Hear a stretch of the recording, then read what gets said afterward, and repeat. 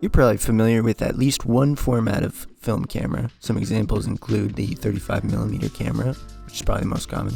Motion picture film cameras like the Super 8, which are just so fun to drop on the ground. Or the medium format camera like this Pentax 645. But today I'll be showing you the thrilling basic process of how to set up, load, and take pictures on a large format film camera using my Wista M450 studio rail camera. Hold on to your hats. That's insane, right? Let's get into it. To start, make sure that you have all the right gear. If you're like me and for some reason want to get into this dying hobby but have no gear at all, your first step should be to light a candle and set the mood because your wallet is about to get, well, you get the point. First comes the components of the camera itself, like the ground glass back and bellows. Then you have the main camera body, which has what are called the front and back standards. The rail for monorail cameras like mine, the rail clamp which secures it to a tripod, and the parts which hold your standards to the rail. I don't actually know what those are called. You will also need a lens and lens board. I'm using a Schneider 210mm f5.6, as well as some film, obviously, and at least one film holder.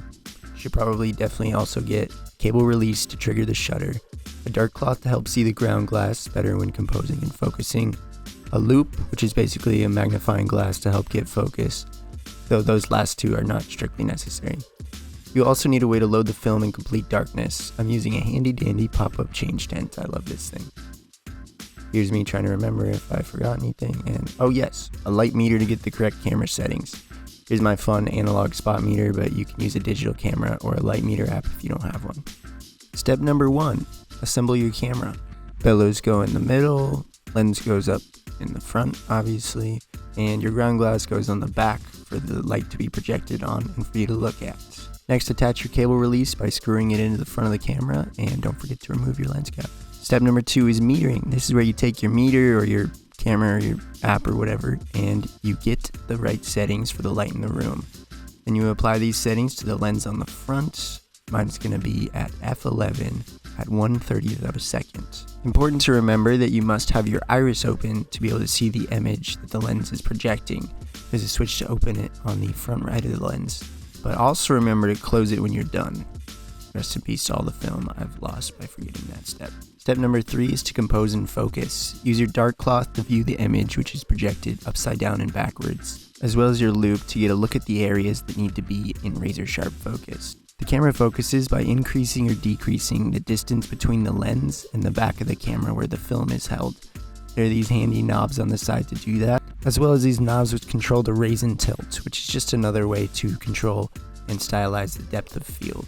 Once things are looking good and your subject is getting nice and antsy, slide your film holder into the back of the camera. Remember, you must load film into this film holder first. I don't have time in this video to get into the technique of that, but it has to be done in complete darkness, so it definitely takes some practice. Finally, uncover your film in the film holder by pulling the tab up, cock your shutter, pray, and press the button on the cable release to take the image. If all goes according to plan, you should have just successfully made a large format photo.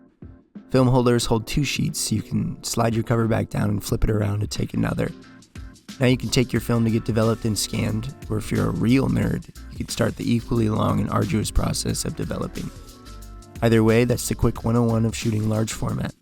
Hope you learned something, and I promise it's more fun than it looks.